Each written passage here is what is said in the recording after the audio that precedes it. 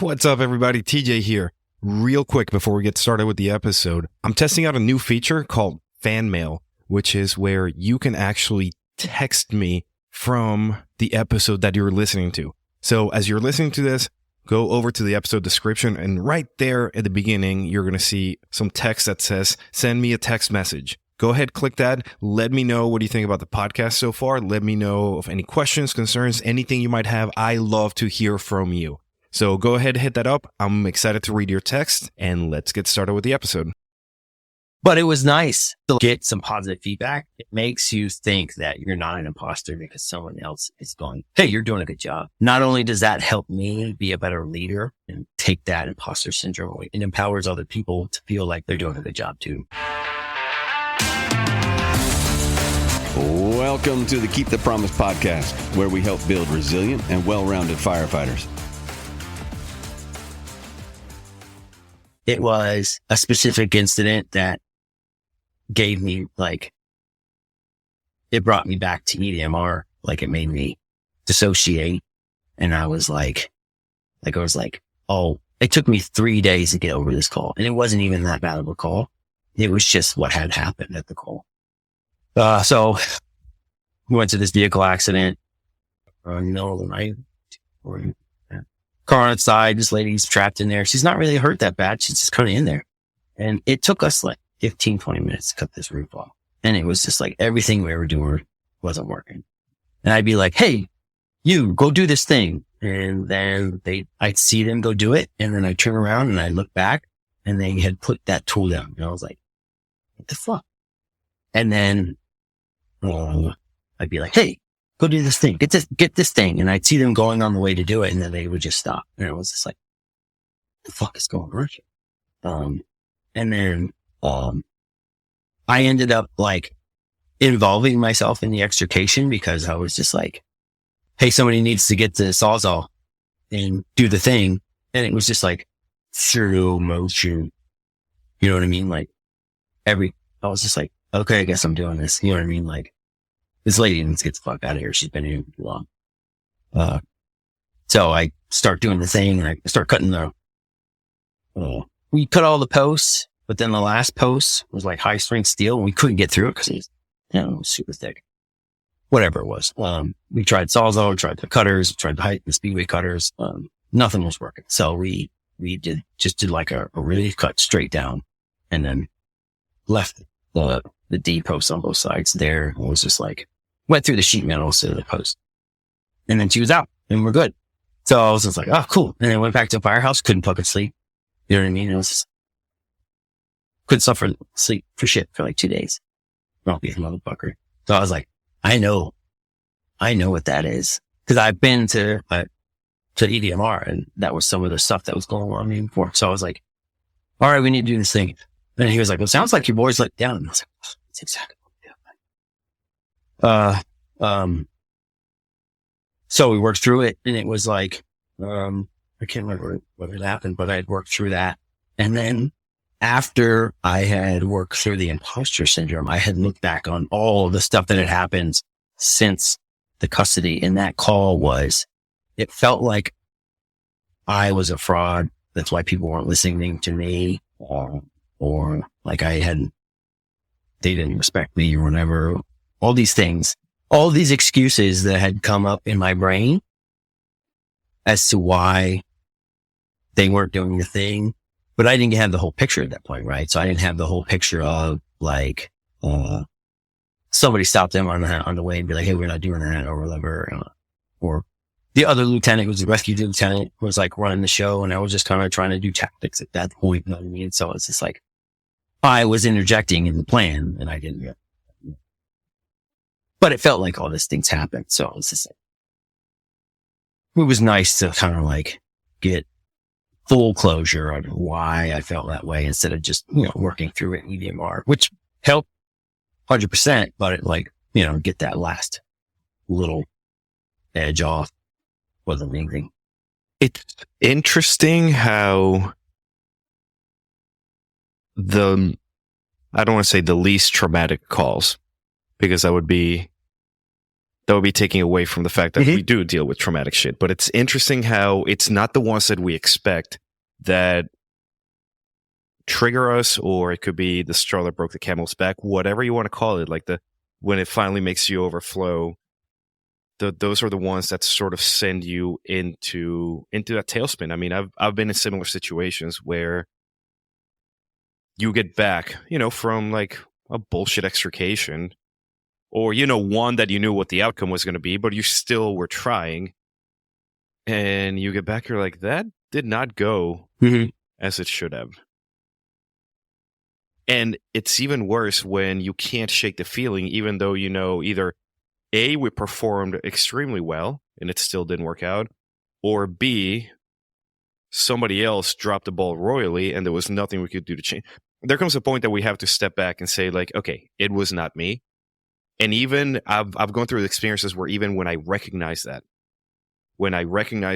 my effort was not going to change the outcome, when I recognize that maybe somebody else's lack of effort did it, like whatever, like I am completely removed from this outcome and it still stinks. Yeah, no, that's what it was.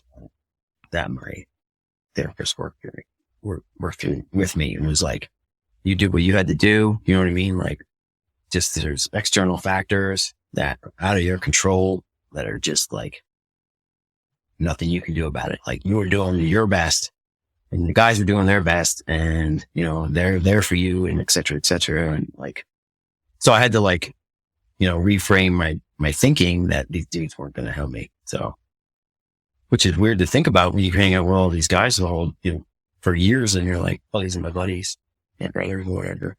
I'll go to their house and fucking help them build a deck or whatever it is. You know what I mean? So it was cool that I worked through that and then worked through it again after figuring out the rest of my junk.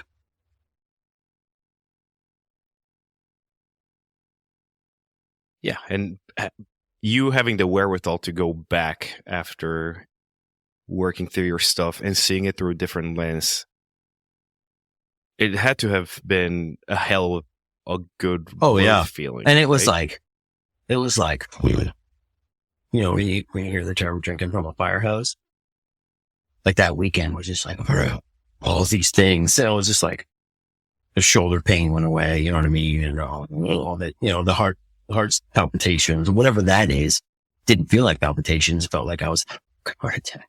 That went away. And I was just like, oh, that was just this thing that I was dealing with. And I couldn't quite figure out until somebody made it, applicable to how I exactly was feeling. So.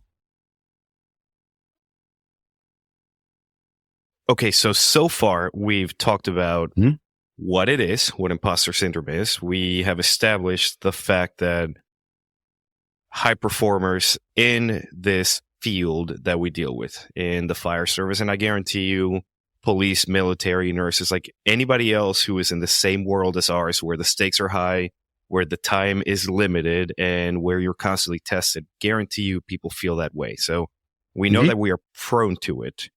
We have talked through how to recognize it, the lack of excitement, that the physiological manifestations, the panic attacks, the things that we do ourselves, the posting the fire videos to prove to whomever that I am hot shit, I am doing stuff. Whatever you want to, the bravado. Right. I'm a fucking man.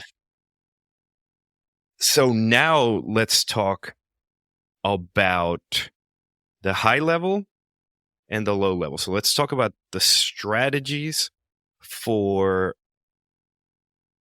I don't want to say beating it, because I think it's a constant struggle, but the strategies for keeping it at bay. And then let's dig into those daily, might be weekly, might be hourly habits to make that strategy come to fruition and keep it at bay. It's just like dealing with nihilism. Sometimes I get down the rabbit hole of like, why does this even matter? Because one day we're all going to die and it's all just going to be darkness, and whatever I believe in, who knows? So why do it? And it's every day fighting it. So let's talk about you need to read some Nietzsche to get over that. And, Yeah, that'll help, bro. Neither here nor there. Let's talk about imposter syndrome. Yeah. So the strategies that are found effective for me is I have a coach that is like, yeah, you're doing the things like you hit the benchmark. Don't be so hard on yourself. You know what I mean? Like you're doing good. Like it's totally cool. You know what I mean? Like, but I don't think that we give enough positive feedback correctly in the fire service. Like, we're quick to, you know,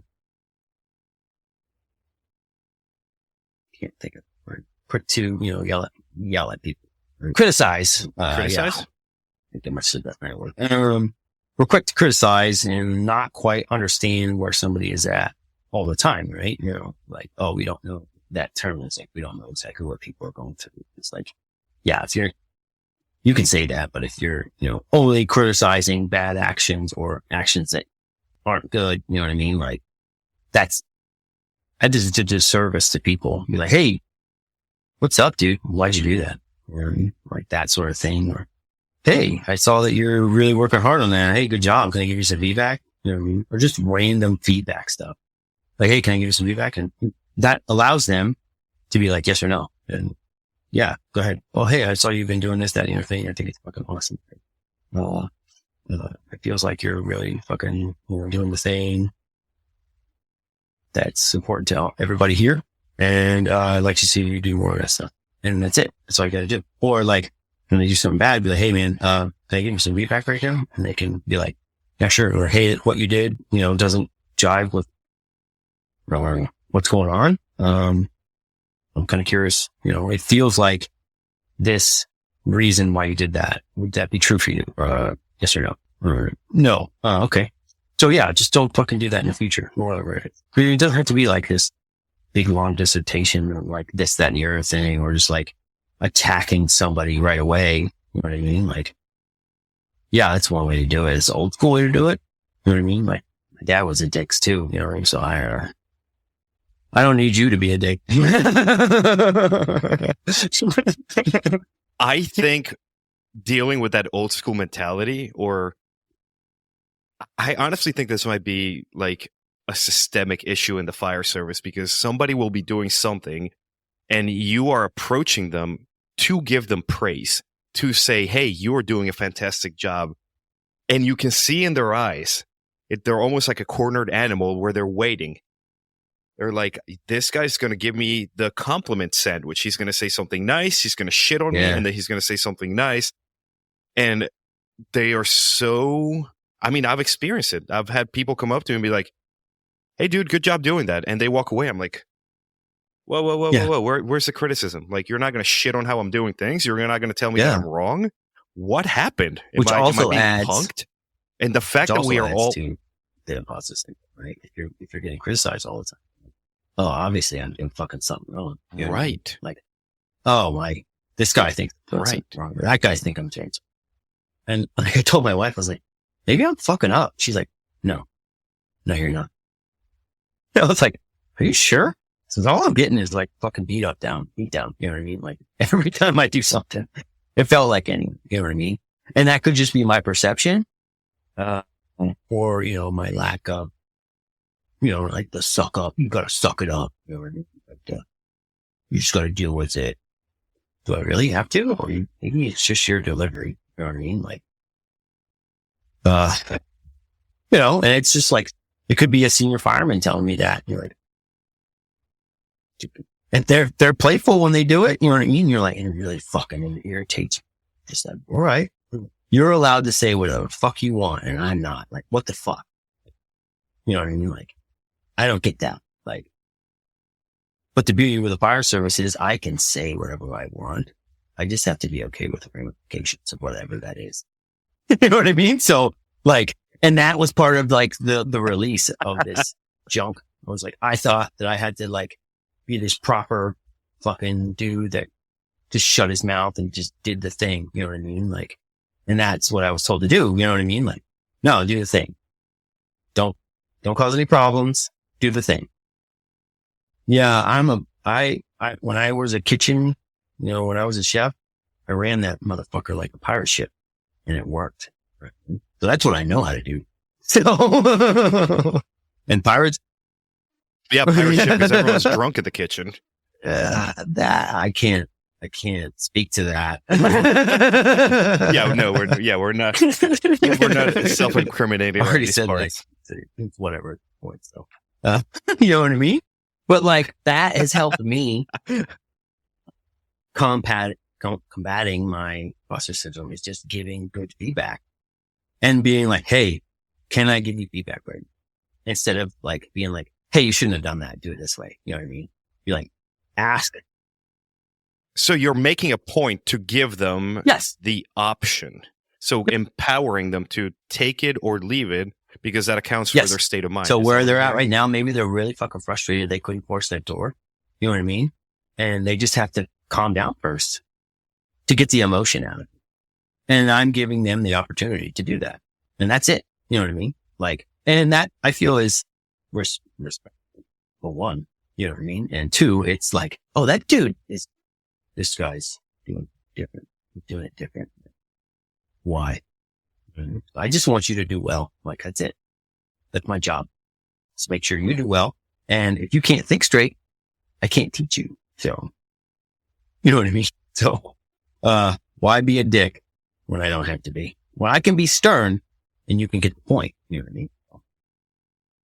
Or whatever it is. You know, you catch more bees with honey or with sugar or more flies. You catch more flies with sugar than vinegar or whatever it is.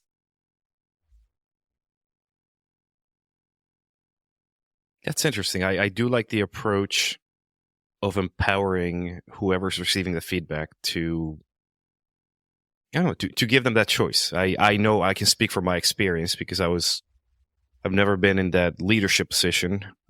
Unofficial, I mean, I guess in a sense, but I'm usually the one getting the feedback, and there have been times that voice inside my head is saying, tell that lieutenant to shut the fuck up.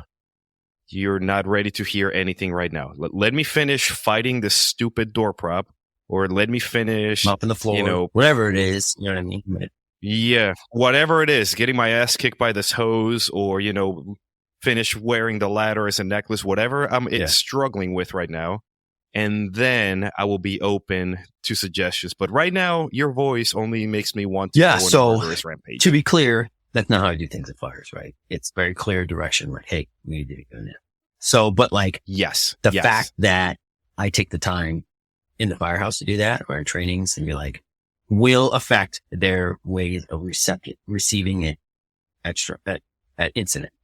So, and now that I think about it, like that feedback message my father gave to me years ago, because I was like frustrated with him and like, how he would just be like, oh, this is what you should do. You know what I mean? Like that fucking unwanted advice or unwanted feedback. And he's like, okay, so here's what we can do. This is what I used to do in my job. You know what I mean?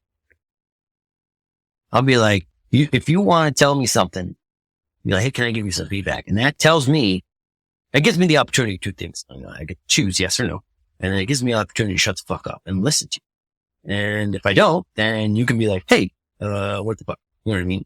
You said yes, and you're honest. So that is like our little key word to be like, hey, I need you to shut up and listen to me. You know what I mean? Like, but then my part-time boss does the same thing. And he's like, that was one of the things in his, in the interview. I was like, how do you guys do feedback? It's like, oh, we do this called PFFFF. It's the permission, facts, feelings, future. And I was like, oh, okay. I can be down with that. You know what I mean? I was like, cause if you're just going to be tricked, I don't want to work for you. You know what I mean? He's like, no, that's a really good question. Cool.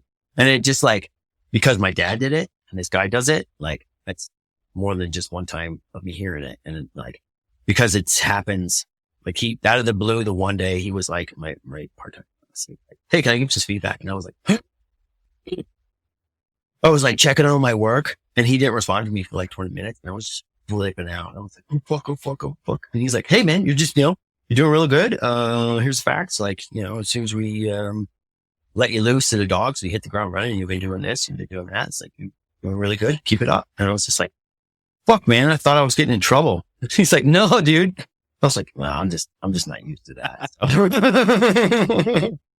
But it was nice just to like get some positive feedback, and it makes you think that you're not an imposter because someone else is going, hey, you're doing a good job. You know what I mean? So like, not only does that help me be a better leader, you know what I mean? And take that imposter syndrome away from that, it empowers other people to feel like they're doing a good job too. Yeah, that's a solid strategy of having that outsider, that coach figure, that mentor figure who enables you to share your vulnerabilities and who understands how to deliver that message. And having somebody who understands how to talk to you, I think that's the simplest way of putting it, can do so much. We talked earlier about the story of the captain whom I admire so much, who told me, you made the right decision after I made a very tough call.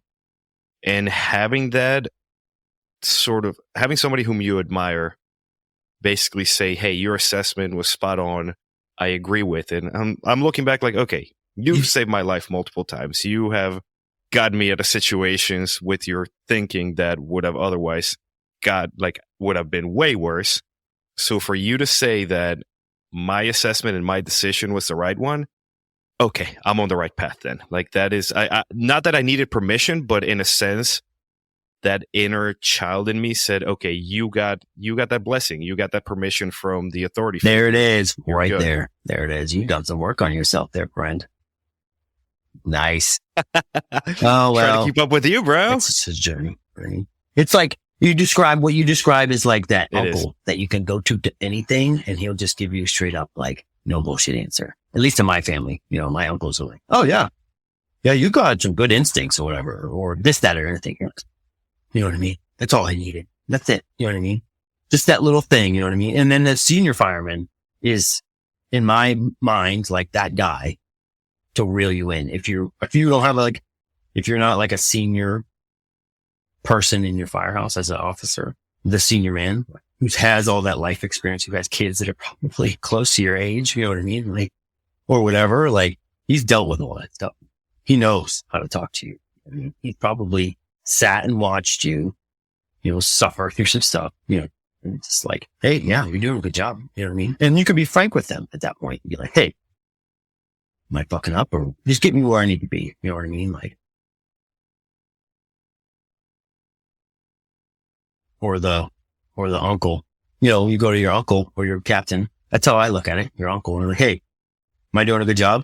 What do you think? I think you're doing. That's all you need, really. It's just somebody above you that you respect going, yeah, fucking A, man, you're doing all right. Keep it up. Don't do anything dumb, all right? Don't do that thing you did. Don't do that again. Because this, that, and the other thing, or whatever it is. And not from like a need for validation, but I guess in a sense it is. But we've all known the people who will always go to the uncle, the captain, the senior guy, whomever, constantly searching for that outside validation, where that senior firefighter has to be like, time out, dude. Like, how do you think you did? Before you come to me, ask me these questions. How do you think you're doing? Yeah. So here's a funny story. I helped my senior man. I was a lieutenant at the time. It was probably 2-3 years ago. I went and helped him put in a floor. He's a carpenter, or on the side. And we're doing the thing. I'm doing a good job. Like, obviously I've done some tool work before, helping my dad and stuff or whatever. But we got to a point and I was like, I feel like I'm just in the way. He's like, you need to get the fuck over yourself. And I was like, that's exactly what I needed.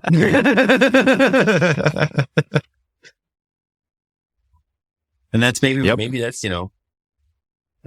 it's not always that direct kind of feedback that that you need, but it's just like, hey, yeah, no, you're doing a good job. Like, that was his way of saying it, because that's his personality. Hey friends, I want to take a quick moment to ask you to support the show by leaving a rating and a review on your favorite platform. Your support means the world to us, and it helps spread the message to even more people. We've gotten thousands and thousands of listeners, and those high ratings help our show become more discoverable, allowing us to reach even more listeners and make an even greater impact. So, if you've enjoyed what you heard so far, please take a moment to leave a rating and a review. It only takes a few seconds, and it makes a huge difference. Thank you so much, and now let's get back to the show.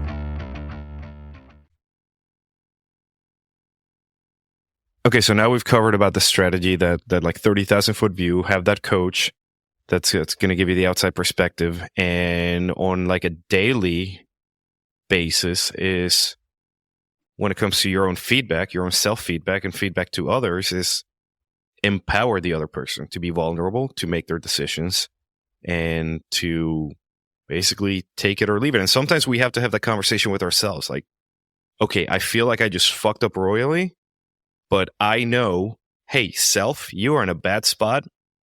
Mm-hmm. I'm not going to kick you while you're down. Let's just go get a snack. Let's drink some water. Let's chill for a bit. And then let's unpack whatever the fuck just went down. And that applies to the fire service, and that applies to life, because we tend to look at life very critically given this line of work. Now that we've covered the strategy and the tactics, this is a pretty recent journey of yours. So we can't quite go back and say, how has it had... No, it was almost like right automatic. It was almost, it was like the next day I went to work, I was acting different. It was like 2 days later. I was like, wow, thank goodness. I've been waiting to act like this for months or years. You know what I mean? I was just like, oh, I'm fucking more direct than I was before. I was like, oh, I think, because I'm a direct person. I don't like the fluff. I think it's stupid. Like, hey, let's not do that. And I was like, look at me fucking speaking out of fucking turn. You know what I mean? I was like, oh, in my mind, I was like, and then I recognized that I did it. And I was like, fuck yeah. You know what I mean? That's it. That's what. Like in Lord of the Rings where King Theoden gets out of his funk and he's like, how are we going to get this guy, how are we going to get the dog back in his fight? And Gandalf gives him the sword and he's like, waves it around. He's like, let's do it. That's what it felt like. You know what I mean? I was like,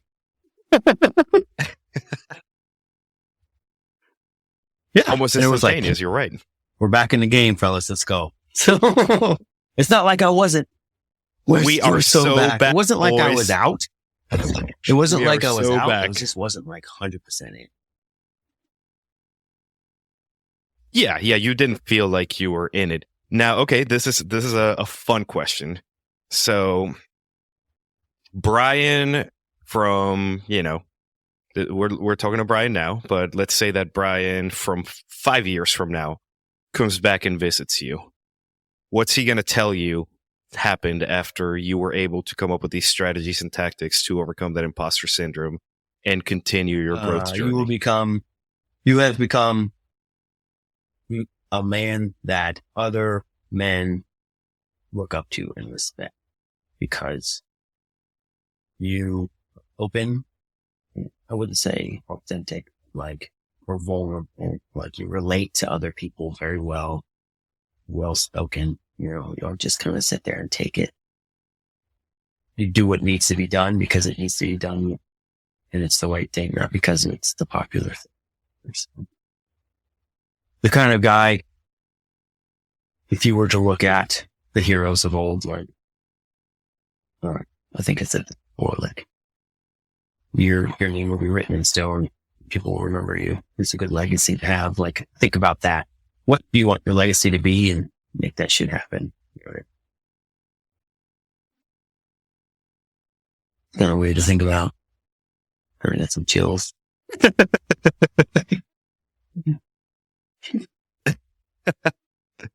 No, I dig it. That's a perspective that I started trying to apply more, is when I'm facing a tough decision, when I feel like I'm stuck, pretending that me in 10, 15 years comes back, me on my deathbed comes back and I can talk to him. And I think it's like Solomon's Paradox. I think it's what it's called. But being able to speak to that person who already went through this and be like, hey man, what's up? Like, is this the right call? Is this, and with the understanding that it's not going to have, if I'm in the middle making a decision, I am not going to have all of the second, third, fourth, fifth order ramifications figured out, because that we got to include time in that. But that person that comes back and be like, nah, dude, you make it. Like, it's fine. Look at us. There's and that is. I'll let you finish.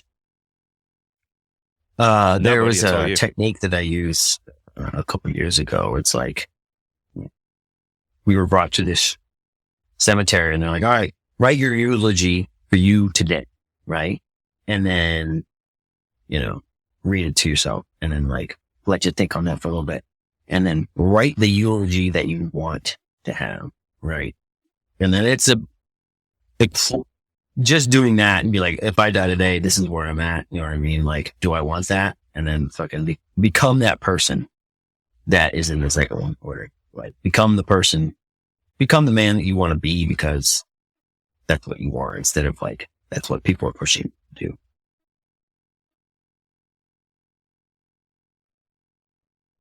Deep. I like that one. I've done a lot of weird stuff. And in a cemetery too. Talk about the ambiance. Nah, dude. I mean, if growth was easy, it wouldn't be worth it. Like that's. I don't want to shit on people, but we deal with folks, not so much in the fire service, but we deal with folks who just go through life and they coast. And because growing and improving. Well, most people don't know what they don't know. So like, they don't, without listening to something like this or some of the stuff that you put out, like, I would have never even fucking thought of that. So I was like, before I reached out to you, I was like, yo, do you have one of these? I want to learn more about it. Like, cause I did the thing. No. Like, okay, let's do this. Maybe we can help somebody out. Like, that's all I'm interested in. So. Yeah. And I think we will, because in a sense, this imposter syndrome that we are prone to struggle with sets us up for a path of tremendous growth that we wouldn't see otherwise. The 100%, like the fire service, our personalities, the people that we are. Yes, this job and what we do and who we are can be draining. It can be exhausting, but channeling the energies in that right direction towards growth and improvement and being vulnerable with ourselves and having those tough conversations, I think, is what makes firefighters so amazing, because they have done the work, and you can look at so many of them and be like, you're good within, and I would definitely go to for sure. Yeah. It's interesting you use the word vulnerable, because I don't necessarily like that word, because it feels like a scared rabbit in the field waiting to get eaten. You know what I mean? I like the word relatable. Like, any guy that I respect feels like when you say something to him, he tries to make it relatable to what you're going through. And that feels more authentic from a male perspective, because it's like, I can be vulnerable with my wife because she's my wife. I can't be vulnerable with you because you're a guy and you think I'm fucking weirdo. You know what I mean? Like, that's fine. I mean, I already think you're weird. This doesn't bother me at all. But like, it's more like the way this conversation is going, you're trying to relate to the things I'm saying. That's not necessarily being vulnerable. You're relating to me to make more come out. You know what I mean? Like, and that's the type of conversations we should fucking be having at the kitchen table. Not I'm sad, man. My dog died or whatever. Like, I need to cry. Did you do that at the firehouse?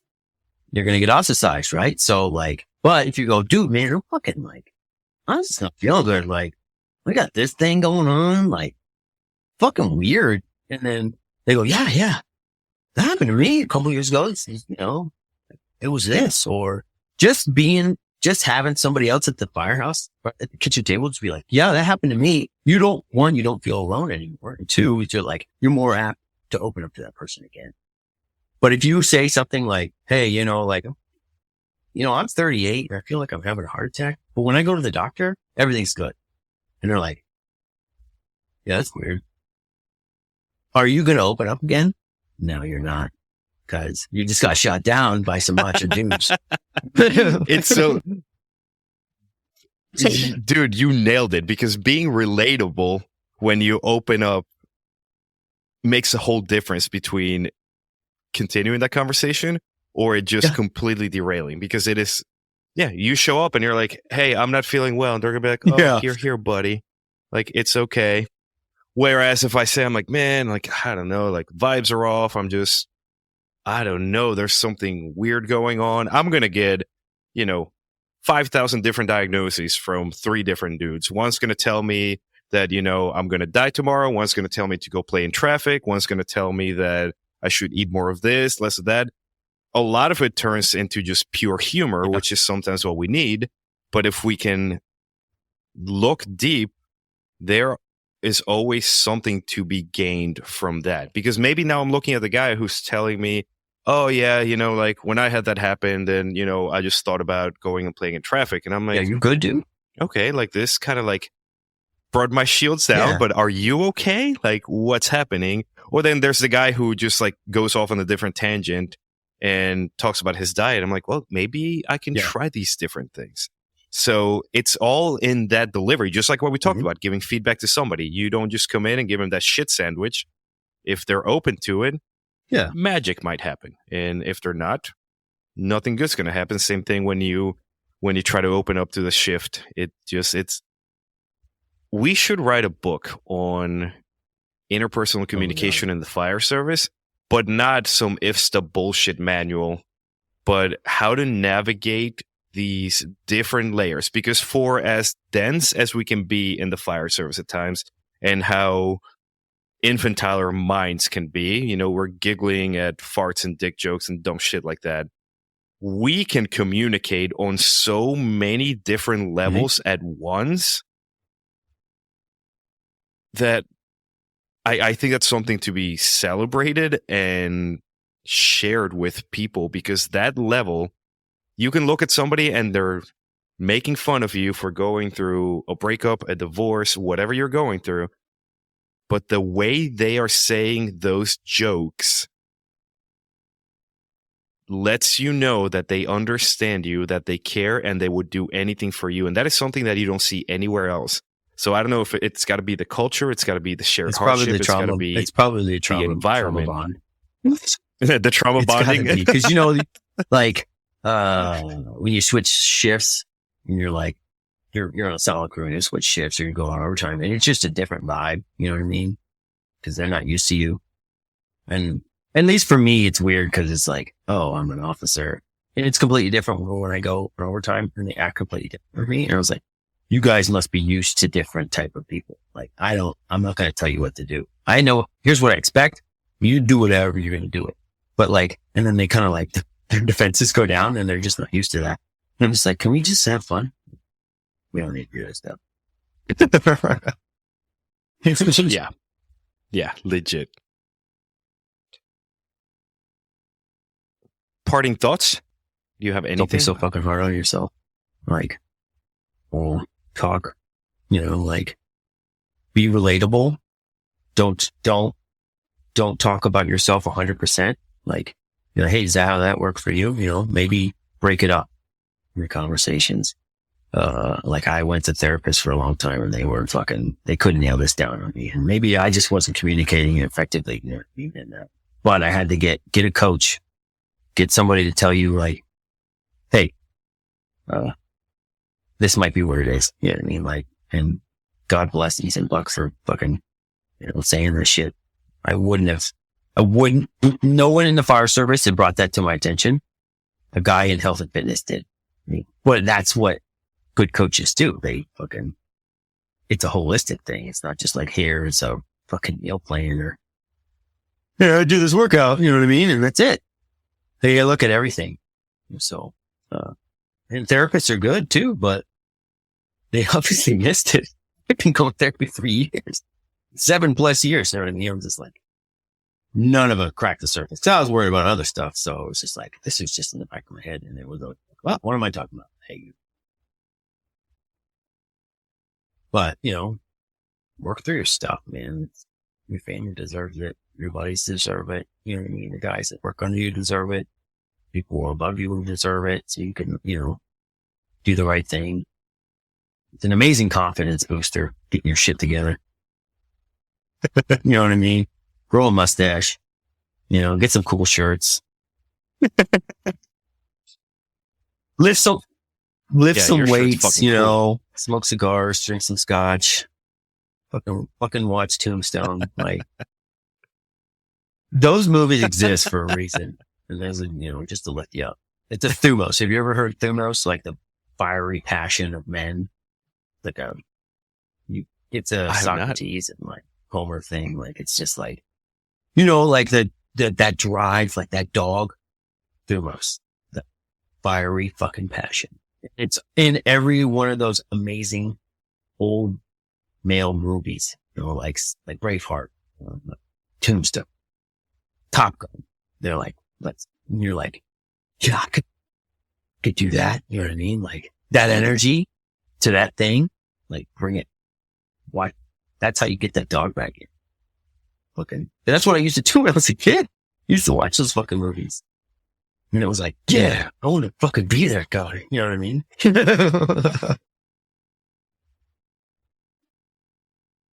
I do scream freedom at shift change when I get to go home, like Braveheart does.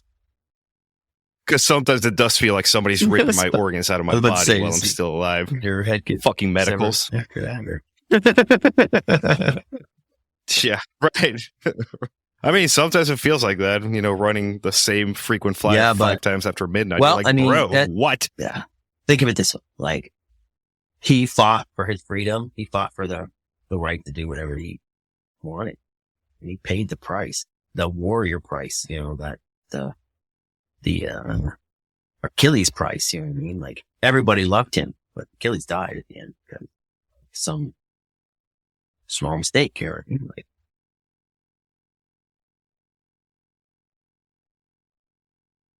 I feel like we need to have a weekly philosophers, like fire philosopher club meeting. We should actually do it on a live because I'm actually in a book club. I'm in a book club that we talk about this sorts of things. Oh, no shit. I like this. So like this. in that group too, like dudes were like, yeah, imposter syndrome, blah, blah, blah. And that was like a year ago that it brought up. And I was, like you're talking about resources to look into, like a group of men that are high performers that are like, just like you, that are into the same shit. You know what I mean? It could be a gun club, could be whatever. You know what I mean? Like, and then those people should, be relatable instead of, vulnerable. Like, you can get some weird groups that, are very feminine. Guys like us, we don't think that's, we don't. We need dudes that watch Tombstone and fucking, Lord of the Rings and shit like that and Dune and, Superman, like, and talk about that shit. You know what I mean? And the philosophies behind all that and,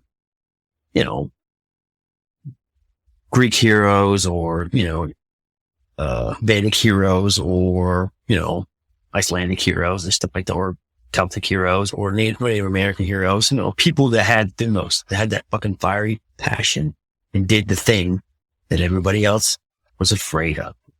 And then, that just lights a fire on you being around those type of guys because they're 100% in or whatever they're doing. And not all the time you can get that in the fire service in the kitchen because not everybody, you might have 1 or 2 high performers and you feed off each other, but they're not going to be there every day. Or you might get moved to your house and then your whole things change. You know what I mean? And you're like, how do I get that dog back? Fucking pick up that sword, get to it. You know what I mean? And I feel like that's a perfect segue for us to talk about Iron Will and how you are a coach and you can help others figure out how to pick up their own swords. It's getting called or go to Iron_Will PT on Instagram and Twitter all his stuff. Like he just bullshit. And he'll probably end up talking to me at one point. He's a good dude. I'll drop the Cool. Calendly link as well on the episode notes. Oh, there'll be, yeah, that's fine. You can do that. Those are, keep you busy with the part-time gig. And it's actually a perfect plug for the new feature on the podcast where you can text us directly from your phone as you're listening. So let us know what you've thought of this. I will share this with Brian. Like he will get that screenshot immediately as soon as it happens, regardless of hour of the day or night. And he can attest to that because he's woken up to a couple of unhinged messages from me here and there. So how does it all work? Do you just like, you download Apple and you can send a message? Is that how that works? Or iTunes or?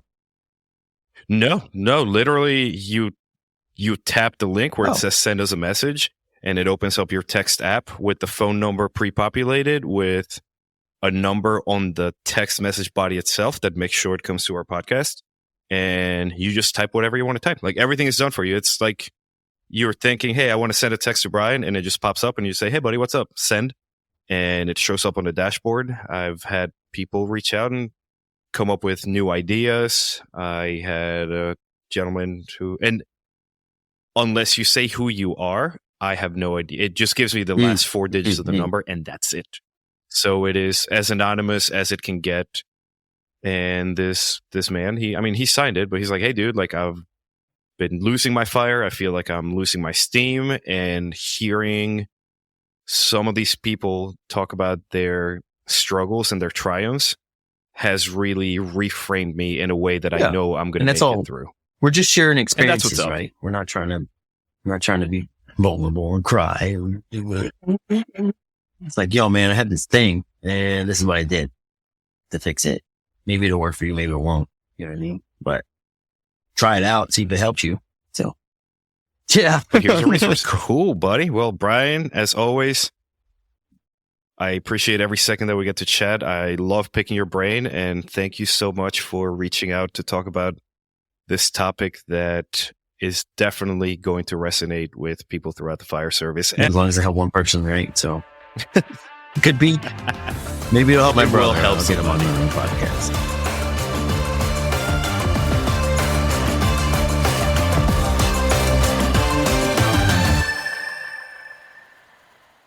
What's up, everybody?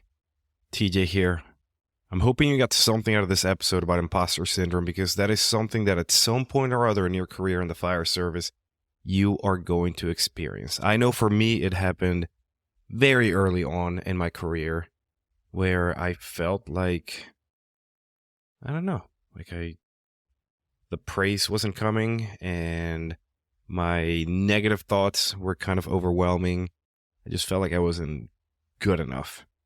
And it's one of those topics worth exploring. I loved having Brian on. The fact that he reached out to talk about this stuff. The dude is a thinker. He's a fireman, but he is a thinker. So I'm hoping that between the previous episode and this one, you got a ton of value. And if you're going through this, it can help you through. And if you encounter one of your fellow firefighters who might be going through the same thing, then you have a way of helping them handle it. Couple things before we close. As I mentioned earlier, we have the new fan mail feature where you can text me directly from this show.